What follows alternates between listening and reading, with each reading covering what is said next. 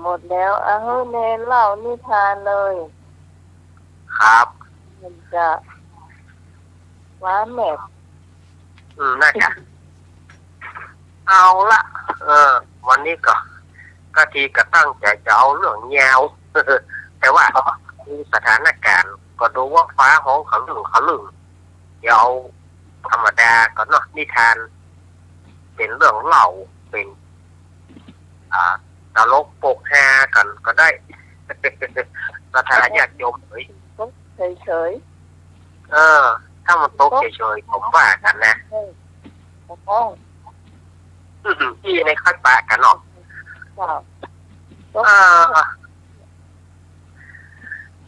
อันนี้ก็เปิดให้จื่อเรื่องว่าเวนหนอเวนคำว่าเวนหนอเวนนี่มันมีเรื่องเล่ากันว่ามีพ่อชายคนหนึ่งนะเบิร์นมาแล้วนะเป็นเรื่องเล่าเป็นเที่ยป้อมเนาะเพื่อนเล่าให้ฟังว่ามีพ่อชายหนุ่มคนหนึ่งมีไก่อยู่ตัวเดียวเดี๋ยวว่าเครื่องแต่กับปัจจัยเสื้อเดี๋ยวว่ามีไก่เดี๋ยวว่าเครื่องกับปัจจัยมันยังน้อยอยู่ที่นี่ใครขายหรอใครขายเพราะความสุขความยากคนมาถามซื้อก่อยตกลงเปิดละเอาจังกิโลตัวมาค่ายน้อยไปหน่อยพวกก็เลยไปถามมันไอ้ก้อยตัวย่อยขายเงาหรือนี่มีก็มีกะนี่หรอ มีกะก็เดี๋ยวจะไปยอบมาฮื้อรออยู่นี่กันเดียวเนอะเดี๋ยวเอาไก่ตัวนี้ไปรอเอาไก่ตัวนี้เอาไก่ตัวนะตัวที่มันจ่างไปนะเอาไปหลังบ้านปุ๊บเอาไปดึงแข้งดึงขามันยาวกว่าเขาดึงแข้งดึงขาไก่ขานั่นขายาวกว่าเขาเอาปิดไปคือเปิดก็ดีเหมือนกันล้อไอ้ตัวนี้ใหญ่ดีขามันยาวดีแล้วก็เอาปอตัวตะกี้ เอาปอตัวตะกี้เอาตัวตะกี้มาตัวเอาแล้วไก่มีตัวเดียวเอาอย่างไรเนี่ยเนาะเปิ้นใส่ชื่อว่าเวนของเวนอย่างไรไก่มีตัวเดียวแต่เอาไปเปี้ยเพื่อเอาไปดึงแข้งดึงขาแต่เพื่อจะเอาตัวตะกี้บะหมี่ไก่เพื่อเปิ้นกับโจโลเนอร์เนาะอันนี้เป็นเรื่องสั้นนะเป็นเรื่องสั้นสั้นมันไปสั้นมาทำสั้นไงเนาะเอานี่แหมอ่านเนาะอันนี้ก็สองคนเพื่อนฝูงเป็นเพื่อนฮักเพื่อนไข่กันสองคนนี่คนหนึ่งชื่อเฉลียวคนหนึ่งชื่อฉลาดนะเป็นเพื่อนฮักกันหรอมีอยู่วันหนึ่งจวนกันไปเอี่ยวกลางโต่งไอ้เฉลียวก็ไปไอ้ฉลาดก็ไปกลางโต่งโดยไอ้เฉลียวนั่นน่ะมีสตางค์ไป50 ตังค์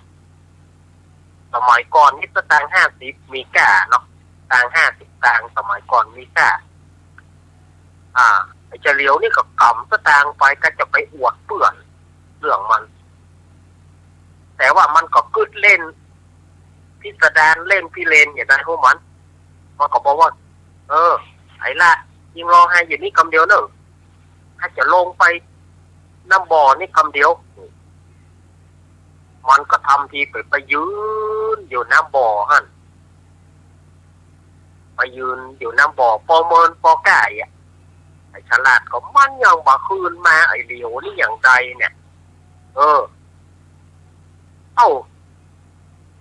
เมินปอไก่มันขึ้นมาไอ้ฉลาดนี่กระถามไอ้เลี้ยวยิ่งลงไปอย่างเมินแต่เมินว่าเอาหาไปปะป่อพญานาคทิ้งว่าป่อพญานาคอู้ดีเหรอจะออกมาก็ออกมาได้อีลูกเรื่องมันนะจะเอาอวดเปื่อนมันป่อพญานาคก็อู้บ่ฮู้จักจบอู้ก็ม่วนกันติ๊กๆฮะก็เลยขึ้นมาล่าจริงว่ะเนี่ยบาเดียวนี่นะป่อพญานาคเอาตังค์เนื้อหานี่50 ตังค์จริงว่ะ5 หนิงก็เนี่ยได้ตังค์เขาป่อพญานาคนะ50 ตังค์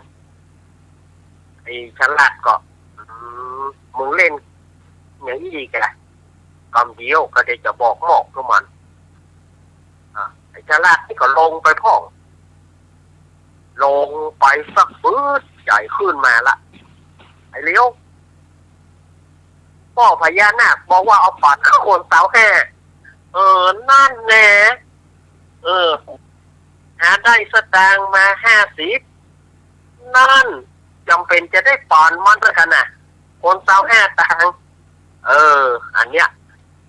เล่ของเล่เนาะเล่โกนต่อเล่โกนเอามาซุปกันเล่ไปจะเน็ตบอกว่าอันนี้เป็นนิทานเรื่องบอกปอนยาวเนาะ2 เรื่องอันนี้เอามาเล่าให้กันฟัง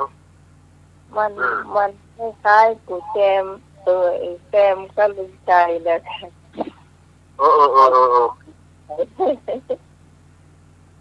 ที่มันจะนั่นแหละแจมจะจับนั่นแหละจะได้แค่ตายมากกว่าไทยนะ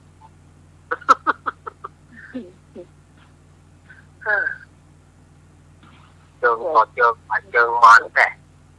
จะ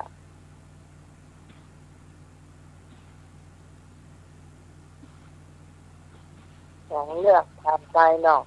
สั้นๆนี่หน่อยก็แฮปปี้พรกับแม่บุญมาอันนี้กับข้าวเจ้าเนาะเจ้าตอนนี้โวยเนี่ยได้ฟัง4 เพลงโอ้ยนี่มัน4 ทุ่มจ้ะโอ้วันนี้เวลานักแต่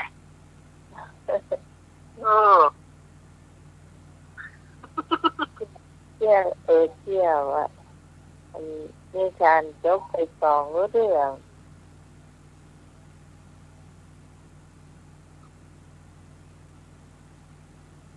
ได้ฟังเพลงไป4 เพลง4 เพลงวันนี้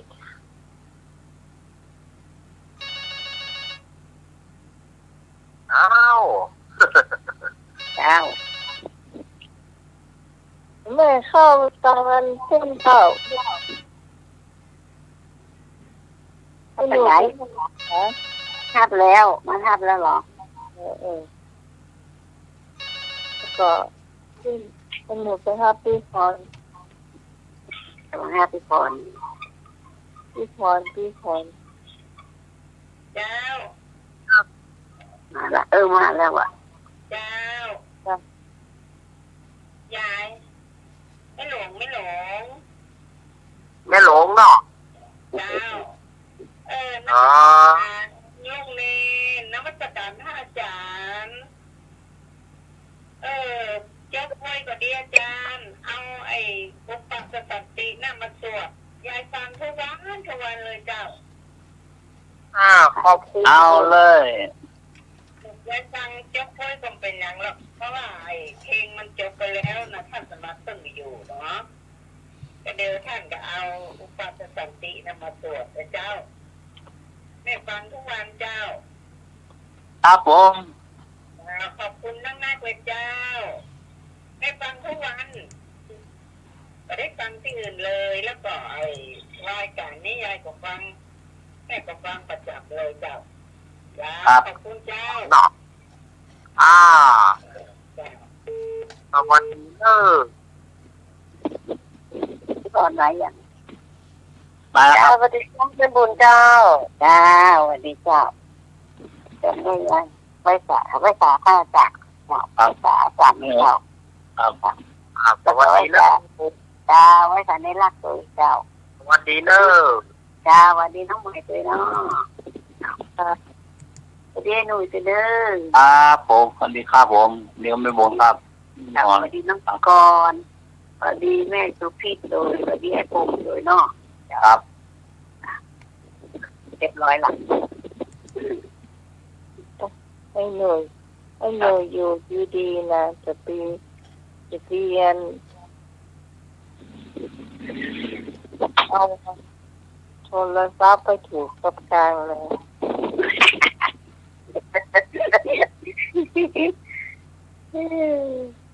เป็นยังเจ้า ครับ อยากกินแล้วบอ เจ้า เจ้าวันนี้ของขม ฮะ วันนี้ของขม พี่ครับ เฮียคิดเท่นะของขมเตือนออกกลางโต้งอ่ะ อ๋อเดี๋ยว อาทิตย์เสีย วิเศษก็เพราะขี้ขวาง อ๋อ ปัดเข้านี่ละเหมาะเนาะมันกำลังอ่อนๆนั่นน่ะเอาข้าขี้ขวางดีกว่าขี้ขวางอ่อนน่ะ เอาลูกชายเงินมาเอา มันจะออกต้นขาวๆหน่อยเนาะข้าขี้ขวางน่ะเป็นก็คมเหมือนกันน่ะ เริ่มเป็นอาทิตย์เสีย พี่เสียมันมีเป็นสีแดงใบมันจะน้อยแล้วก็ขี้ขวางเจ้าก็คมเหมือนกันน่ะเจ้าเขาจ่ายก็คมเหมือนกันอันใดพี่เสียอ่ะ เจ้า ขี้ขวางคมกว่าเนาะเจ้า มันไม่ใช่แดงยอดขาวเลย ต้นอ่อนๆนั่นนะทำไปนี่ไปแกะเอาหมอนไปต่อเอานะต่อกับต้นเจ้าเดี๋ยวนี้มีขายละเขามาขายละต้องไปต่อเจ้าในการก็เลิก กินเมื่อละกินตอนปีใหม่ กินร้อนๆเนาะน้ำตุกใหม่ๆน่ะต้มน้ำบีบน้ำปวดให้ลำหวานเจ้ามาละโอ้วันนี้ขอเจ้าบาทนี่เขาเป็นยงเนี่ยได้น้อยเดียวอ่ะพอย้อนได้สักถ้วยเนี่ยพอเก่งพอกินด้วยเจ้าจะน้ำหนักให้หน่อยเจ้ามาละได้ครับที่ขวางมาละเอาเอามาช่วยใจมันได้ถึงหักถึงเรื่องเนาะกินได้หมดเนาะเจ้าท่านมันยาวเนี่ยก็เด็ดหน่อยท่านต้นใหญ่แล้วไปก็เด็ดมันน้อยเจ้าบ้างละลายน้ำที่ตายที่ดินเนาะเดี๋ยวก็แล้วก็ช่วยไว้เป็นปลาน้อยไว้ก็ได้เจ้าแล้วก็มีปลาแห้งเนาะไม่ใช่แกบหมูก็ได้ปลาแห้งก็ได้แม่แกงแต่ปลาแห้งว่ะเจ้าปลาแห้งจากตัวแห้งปลาอย่างเงี้ยนี่ปลาวันนี้ปลาสวายปลาลิ้นเนาะ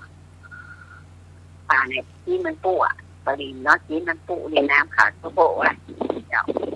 ต้มค่ะปลาตักทำเรื่องงมเงียงนะเจ้าทำเรื่องงมเงียงนะหายใจพริกเนี้ยหมอบอกเตรียมยาสติ5 อย่างอะไรเจ้ามักเด็กก็ใส่หนักหน่อยเนาะเด็กก็ใส่น้อยที่จะเจ้าเป็นมักเด็กอะไรลำเนี้ยตักเอาคนเดียว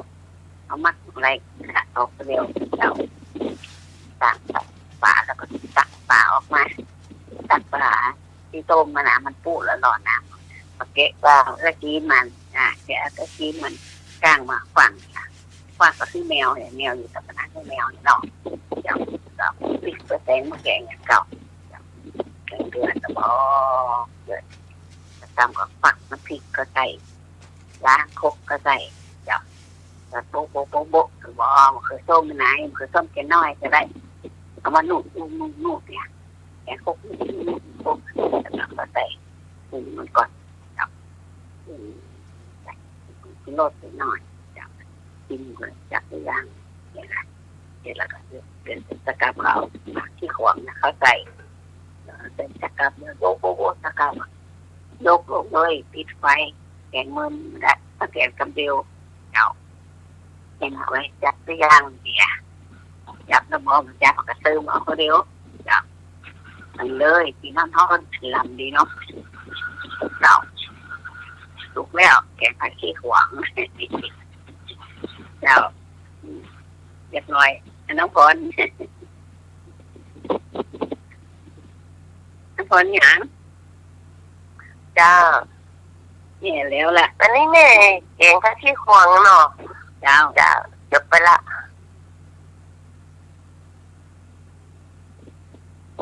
จ้าอันนี้น้องจะแกงของหวานแต่ว่าเจ้าเป็นของหวานมาอยากบำรุงความอ้วนอันนี้ของหวาน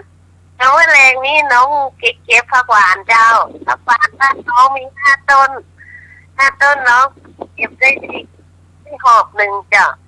มันโกงหอบพูดเจ้าเลข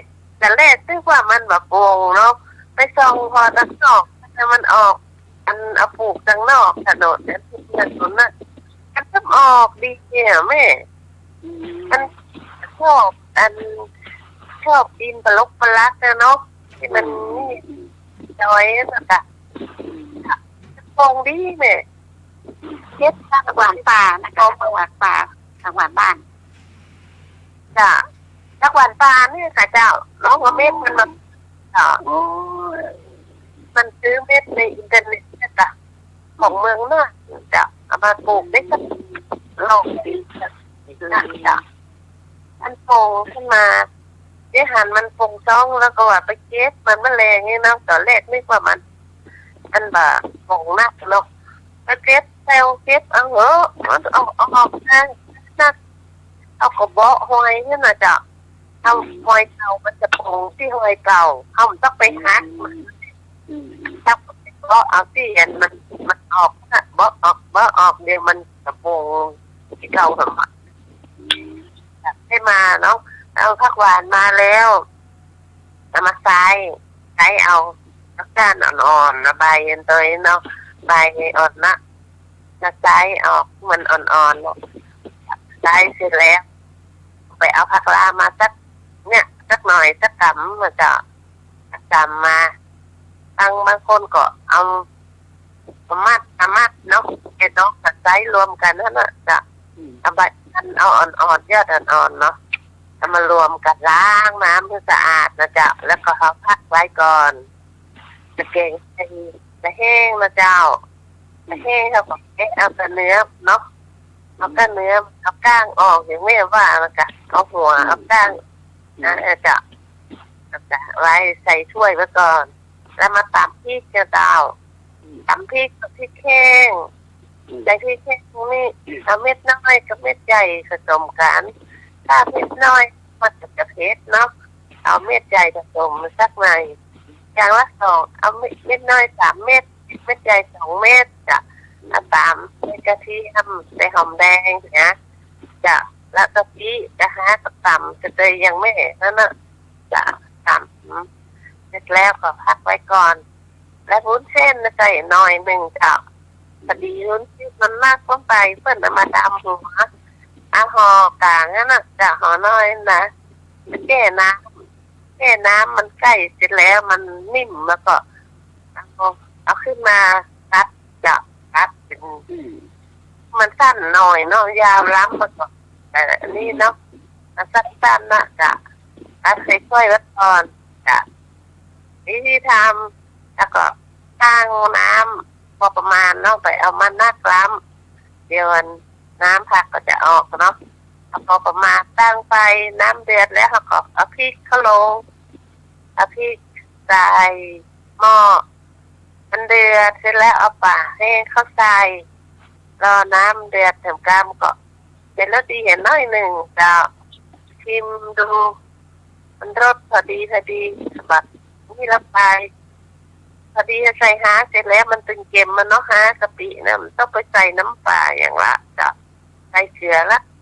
ใส่มันเค็มพอดีแล้วก็น้ำเดือดเสร็จแล้วเอากระผักหวานเข้าลงเจ้าเอาผักหวานลงไปสักเดียวก็เอาเนี่ยผักละเขาใส่เนี่ยจะพอมันนี่สักคำเดียวกะว่ามันสุกแล้วเนี่ย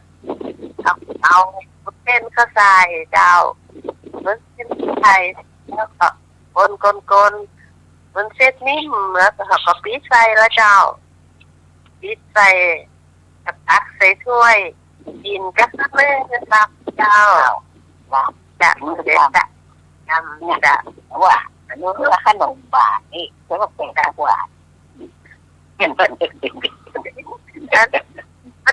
นเก็บมากไปนี่มันลำแม่มาเนาะงูเต็มแต่งูนักเดือดลำนะเงี้ยนั่นเนาะเงี้ยไปนี่เป็นแนวเอาเลยละกินละอ่อนมาก่อนแล้วเป่าเลยใส่หน้าเลย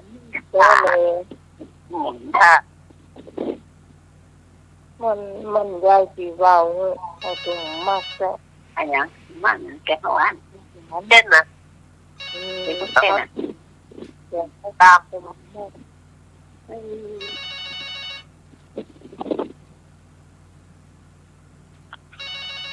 พันแผลก็เป็นเด่นนั่นแหละจ้ะ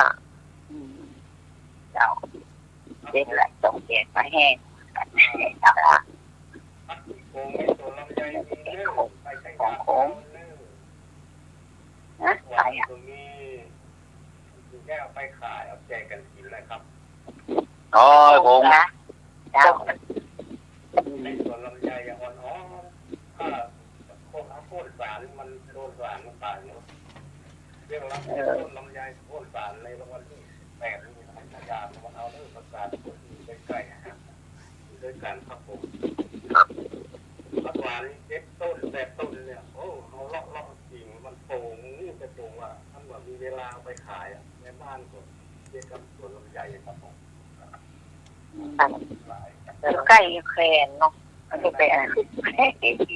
ไก่จะไม่ได้กินมันเก็บเอาเลยมันเก็บเอาเลยสบายครับผมขอบคุณครับผมจ้าสร้างเจ็บประสร้างเลยประสร้างก็เนี่ยจ้าเลยประสร้างแม่หน่อยเมนูแต่ละจานนะอยู่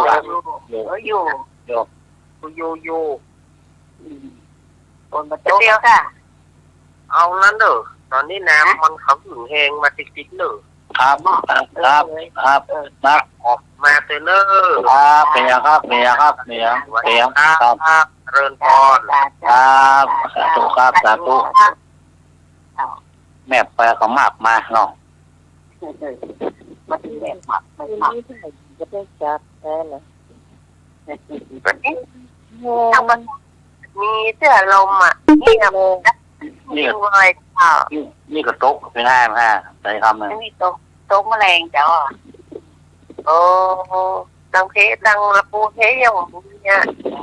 มา5 โมงก่อน5 โมงโต๊ะตกตะวันนะจ๊ะวันนี้มาตกเลยจ้ะสวัสดีครับไม่หลายหลายโยกแล้วจ้ะไอ้พงว่างมารับเพื่อเดี๋ยวก็เอาไอ้มีครับพี่กำลังคนปะครับพี่กำลังคนวังกมลตัวมันสูงโต๊ะไปแล้วเพราะว่าเสียมันฝนโต๊ะนั่นฝนโต๊ะตัวนั้นฝนโต๊ะทีนี้มันจะหารมากแม่ถ้ามันซ่ามันได้หารอะไรเมื่อกี้ก่อนโทรหาแล้วก็ห้ามประทานสักการอย่างโมโห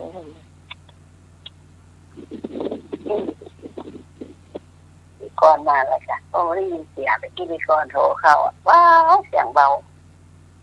เสียงโทรเข้ามาเบาแม่แต่ผู้เสื้อดังหนู ก็เสื้อดังตอนจำสมัครอยู่ดัง ตอนนี้จะเบาอ่ะ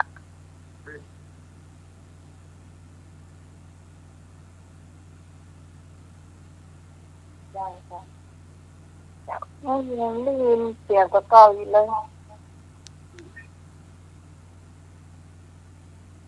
เปิดวิทยุก็ดังก็เปิดดังมันก็ดังอ่ะ ถ้านี่ได้ยินได้ยิน ดัง มาลาพี่ก่อน เข้ามาได้บวกมาได้ ได้ละ ครับบวกมาได้แล้วน้องไง ยังได้ก็เล่นก็ออกไปแล้วบอก นี่หมอก็หรอ ไปแล้วเนี่ยพอเข้ามาก่อนเข้ามาบอกมาได้ บวกมาไม่ได้ ไม่ใช่ให้หน่วยต้องออกไปหับจ้ะ แม่ค่ะเขาไปห้ามนะถ้ามาเข้ามาบอกมาได้อ่ะต้องถ้าบวกนี่ก็ต้องยุบหมดอ่ะจ้ะ ครับ อันพี่กรเข้ามาหาน้องตังเบอร์0654736338ได้ก่อน ไปพูดกันได้ไปหาน้องใหม่ก็ได้ พี่กรถ้าฟังอยู่เนอะมันจะเฮ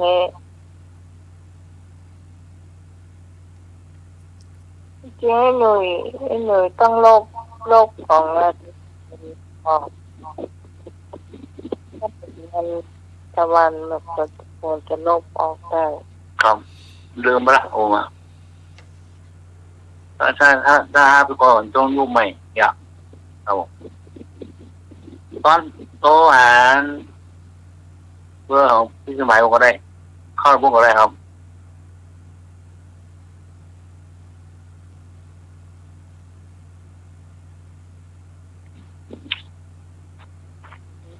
เข้าแล้ว เกียร์จ้ะ มีร่างเกียร์ เกียร์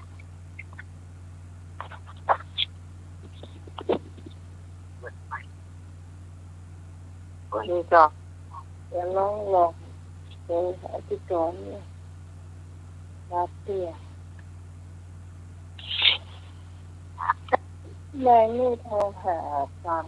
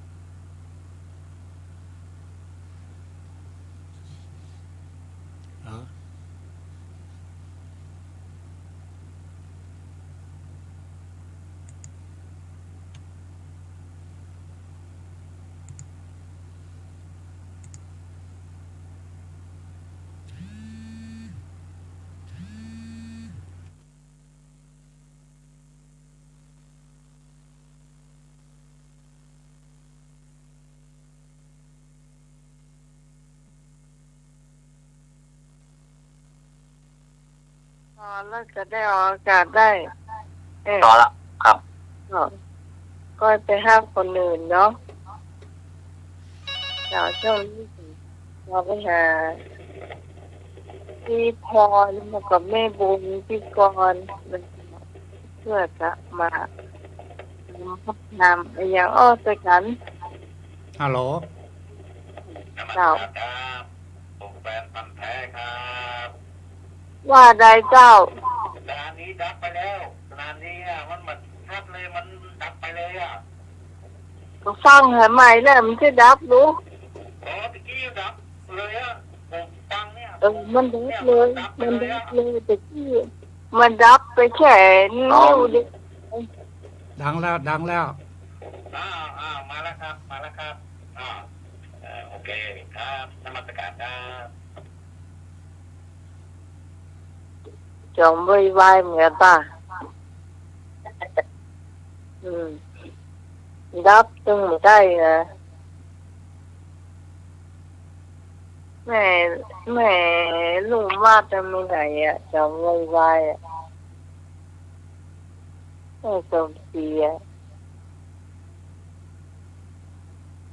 พี่พรเจ้าเป็นพระเจ้ามาเลยเจ้าพี่พรมีเจี๊ยก่อนนี่วันนี้มีเจ้ามีเรื่องเจ้า ครับคือ50ก่อน ปิดด่าปิดวิทยุปิดวิทยุเจ้าปิดแล้วปิดเรียบร้อยนะเจ้าน้ำก็ไม่ได้เปิดนะแม่จะเปิดวิทยุเราเสียได้นะเนาะเจ้าได้อยู่เพราะว่าที่ดอกมีหนูว่ามีชายตุ๊กตาคนหนึ่งนะเจ้าเป็นเจ้าว่าได้ละครับผมว่าเป็นเจ้าของป่าเนาะที่เอาหลวงเอาตองก็มาขายจ้ะได้ตึงปีกล้วยได้ตึงกล้วยมาขายสิกะเนาะมาขายตึงวันวันหนึ่งมันเกิดความเมื่อยล้าไปจับข้าจะมาตุกน้ำตุกเหลือก็ได้จะมีชะตางกับเปิ้ลจ้ะแล้วก็ไปขอไปถึงท่านว่าไปเข้าไปในป่าไปขอหันต้นไม้ต้นไทรมีต้นหนึ่งไปขอกับเทวดาดีก็เทวดาให้มารักษาต้นไทรเนาะเขาไปขอพรจากเทวดาดีกว่าเนี่ยขอโชคขอลาภก็ได้เนาะก็มาถึงที่ต้นไทรก็นั่งไหว้ข้าแต่เทวดาข้าไม่ทุกข์ขนาดเลยข้าจะขอให้เจออันท่านเทวดาช่วยท่านสักหน่อยท่านก็ได้ถ้าให้ร่ำให้รวยเนาะเนี่ยขอเทวดาช่วยข้าหน่อยเด้อเทวดาลูกข้าเทวดาก็ยืนที่สิงสถิตอยู่ในต้นไทรอาหารชายตุ๊กตานี่ก็เข้าป่ามาเมื่อใดก็เอาของป่าไปขายกำร่ำรวยเสื้อเนาะเกิดความเอ็นดูว่าจะช่วย300ค่ะไปเนาะเทวดาก็แสดงตัวออกมาเนี่ยจู่มาขอข้าช่วยข้าก็จะช่วยดูนะข้าจะเอาหม้อทำหม้อไปมันฮื้อไปใจเนอะหม้อนี่มันวิเศษนะเวลาสู่เขาได้อย่างยังสู่ก็พาพนาเนอะได้ทุกอย่างอะแต่คนนี้ก็ไหว้เทวดาขอบคุณเทวดาแล้วก็ปิกมาบ้านเนาะมาบ้านเลยก็แล้วพอมาถึงขายไม่ได้คาดก็ได้หั่นปูพระใจเขานั่นก็กินเหล้ากันหั่นเนาะขยาพอแล้วมันกินสนุกสนานเฮฮามาถึงบ้านก่อนมาถึงบ้านก็ขอว่าถ้าก็ให้ได้อย่างที่คนที่เขากินที่ร้านในกาท่านน่ะมันดูสีม่วนมันกันดีเนาะถ้าได้น้ำที่เขากินท่านน่ะก็พานาไปแล้วเหล้าก็ออกมาจาก หม้อวิเศษนั้นออกมายายตุ๊กตาคนนั้นก็กินเข้าไปกินก็ใครก็ตอนแรกก็โอ้รสชาติมันอย่างมาเหมือนน้ำเรานี่แต่กินไปเกิดความเมาก็คึกคืนขึ้นมาเมาไปเกิดความเมาเนาะใครคนนั้นมันก็นึกสนุกเอาหม้อนั่นโยนขึ้นไปในอากาศโยนขึ้นไปเอาล่ะหม้อโยนขึ้นมาตกลงมาหม้อวิเศษก็แตกไปเนี่ยได้มาได้โยกผมได้นะเวลามาขออย่างก็ลบก็ไปได้สักอย่างจะตามกองแห้งได้และอากาศกายคนทุกข์เหมือนเก่าย้อนไปขอขอเล่าเนี่ยจะอันนี้ก็อย่างอื่นก็ขอมาขอเล่าก่อนเกิดความคึกคืนขึ้นไปเอาหม้อโยนขึ้นบนอากาศนกลงมาแตกตามกอกแห้งจะเกิดขึ้นได้อย่างจักจังจะรับเป็นตุ๊กตาเหมือนเก่านะเจ้านี่ก็ใช่จะตามนั่นจะขอจักอย่างขอเงินขอทองขอไปขอเหล้านี่โอ้เที่ยวมันบ่ขึ้นสร้างจ้ะบ่ได้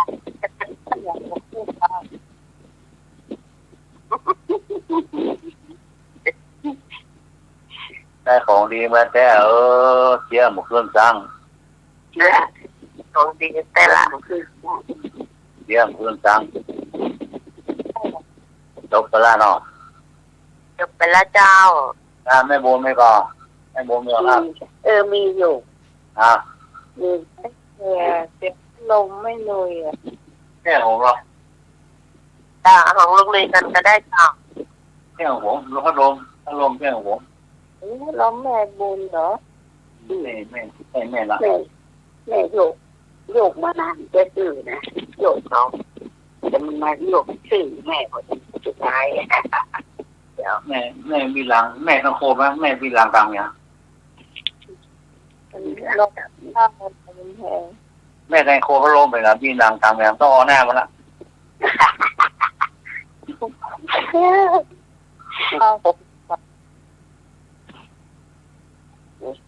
เจ้าดีละเอาแทงโคไม่เข้ามีหลังกลางมันต้องเอาหน้ามันละเจ้าอันนี้เรื่องอะไรอย่างเหรอเรื่องเหมือนนี่บ่ได้เนอะมีเพื่อนคู่กัน2 คนมีชื่อฟ้าเนี่ยว่ามันว่ามีแต่คนบอกว่ามาเนี่ยเหมือนดาราคนหนึ่งนี่หรอพวกเลยดาราคนนั้นแล้วก็เป็นเพื่อนมันของคนชื่อนกเพื่อนมันก็ว่าใช่เหมือนมากนี่หรอเด็กฟ้าก็ว่าหูของมันนี่ก็เหมือนกะนี่หรอไอ้นกก็ว่าหูมาเหมือนตาปากหูดังหรอหูมกก็เหมือนเลยมีแต่ทรงผมที่ทำดัดมามันจะที่เนี่ยเหมือนที่สุดนี่หรอว่าเหมือนกับทรงผมคือเหมือนสักอย่างอ่ะเหมือนกับทรงผมอย่างเดียวอ่ะเหมือนเยอะมูนั้นเหมือนก็ทรงผมนี่เหมือนดอกว่ะพี่จอนเข้ามาแล้วส่งเสียงอะไรแล้วก่อนนะอย่างจอนฟังใครหัวอยู่นี่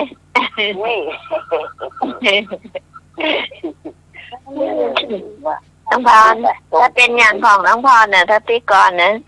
จะขอเงินขอทองขอความสุขในบ้านในครอบครัวเยอะๆเนาะจะอยู่กับเด็กได้ลาวถ้าเป็นลงลอยนี่ขอเพื่อมาส่งเข้ารางวัลเด้อมาตอนแมลงนอนนะพวกนั้นเพิ่นว่าจะด่าก็แห้งยังไงแม่บุญของแม่บุญก็เหมือนเนี่ยที่ร้านทำผมนะมันมีดาราเยอะๆนะมีดาราหลายๆคน เอาผมทรงเนี้ยเหมือนดาราคนเนี้ยนะ แต่ว่ามันเหมือนไม่ยาวเหมือนกระทงผม เป็นไรก็ไม่ยังทำไมนะถ้าแกได้แล้วแกจะขอคนมาส่งข้าวทุกมื้ออยากแกเริ่มอย่างเนาะอ๋อส่งข้าวรางวัลนะมาเจ้ามาตอนมาแรงไอ้หนุ่ยจ้า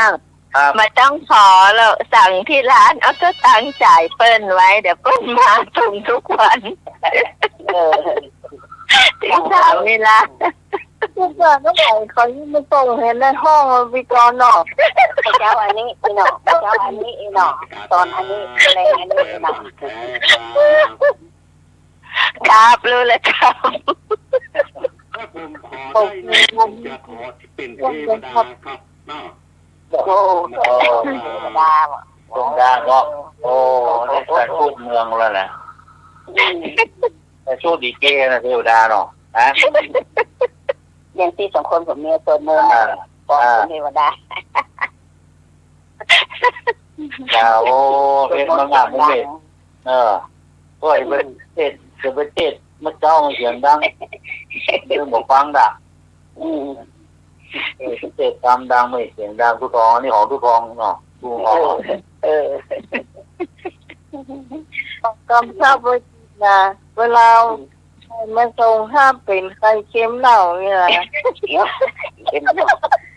ค็มเน่ามีว่ะน้องไหมหากันบ่ได้ดอก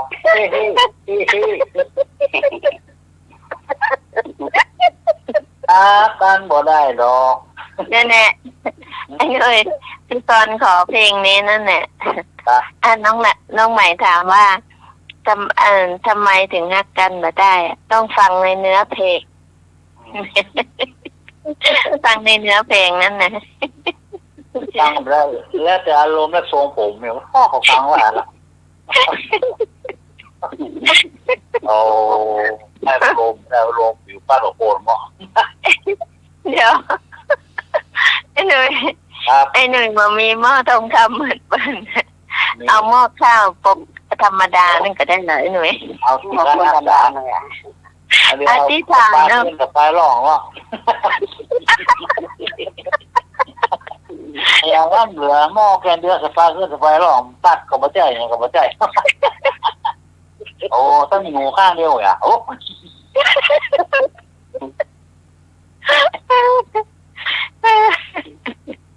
แม่ขอทั้งทีขอคนมาส่งข้าวอะไรเอาลูกเสียเจ้าเจ้าหล่ะไม่ต้องขอเทวดาหรอกขอที่ร้านนั่นน่ะเอาตังค์จ่ายก็ไว้ไปส่งให้3 เวลานี่จะเอามาตอนมาแล้วโอ้ยโคตรเอาไปแน่นอนเลยของวันเนี่ยมันก็ต้องนั่นจุดกะเดี๋ยวเหมือนน้องใหม่ว่าเกิดเป็นลืมเอาไข่ผิดไปเอาไข่ผิดปกติไปส่งไข่โมระยุดีกะดีโอนตีนเนี่ยจะกินมาเจ้าลองรอโอ้โมระยุไม่ได้กินข้าวว่าโอนตีนโมระยุ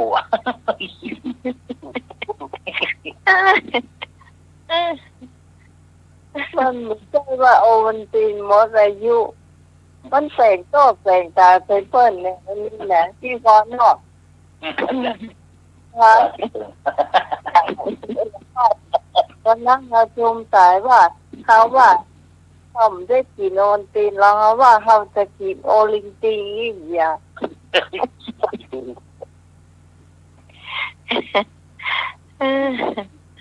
ได้ละขออย่างนี้ขออย่างนอนตื่นได้ไปไหนอ่ะถึงเวลามาแล้วหรอเนี่ยอย่างวันนี้พูดกันไม่บุญว่าวันนี้จะกินอะไรกันอย่างสบายมากวันนี้กินข้าวกระถั่วดิน แล้วเขาเป็นต้ม มันไปห้าโคนชราเงินเบี้ยโคนผู้สูงอายุมากินมาซื้อตัวลีนเมื่อกี้ก็เข้า โอ้ป้าไปจบว่า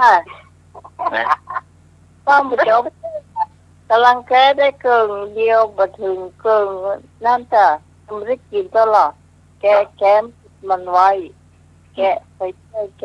ช่วยทำเดียวตะวันลูกอ้อยป้าหมายแม่เอายำหมูยอมาให้ โอ้สิยูไปทางซ้ายกันหรอตัวลีนเบาเจ้าเบื่อก่อน ยังมีถ้วยให้อยู่อ่ะ โอ้ ยอก่อนจำจะโบจ้อ ดอก นี่ก็ ตกไปละสปาสเปดไอทองคำหม้อทองคำหมดโตไปละอารมณ์และทรงผมก็โตไปละอ้าว โอ้ปากเหี้ยปาก นะเที่ยวของก่อนยังดีนะท่อหอบแล้วเอาเงินไปเงินทองมาถึงคนนั่งเฝ้าเดือดร้อนกะถึงเวลาขอ3-4 มื้อแล้วหนึ่งเวลาส่งกี่เช้ามาละเนี่ย บอกไปอยู่ใต้ศาลโอ้ไม่จะบอกไปอยู่ใต้ศาลไม่ต้องสู้ มาซ้อเอาเงินเอาทองเอาคำเอามาไว้บ้านโอ้เดือดร้อนกะไม่ได้กี่นั่งเฝ้าเอาเข้าดีกว่าเนาะ เป็นคดีอาจารย์สร้างกับบ้าน ทุเรียนกามังคุดกาอันนี้กามา3-4 มื้อมาเรื่อยๆเราอยากเนาะก็ เนาะดาวิกาเนาะ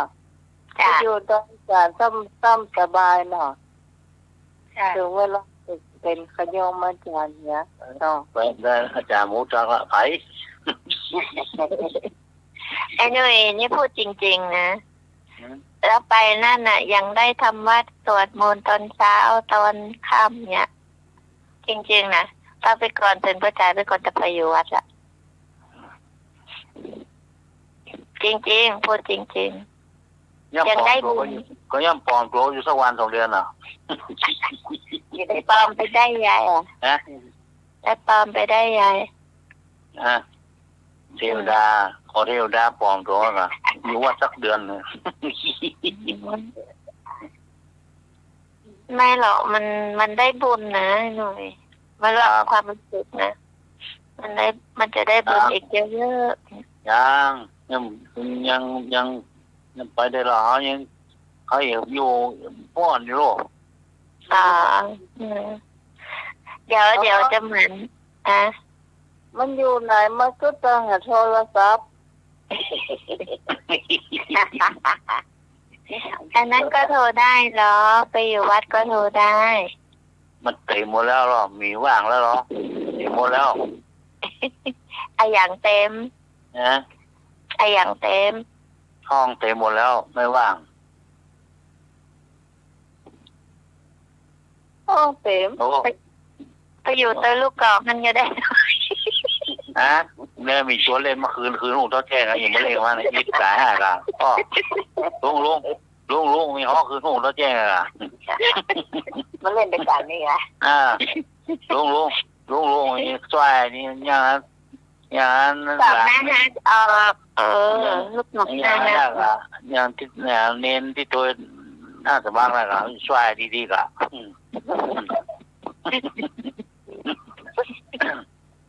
ลุงนี่มีสวายที่ในจวนเล่นที่คือหงจะแจ้งห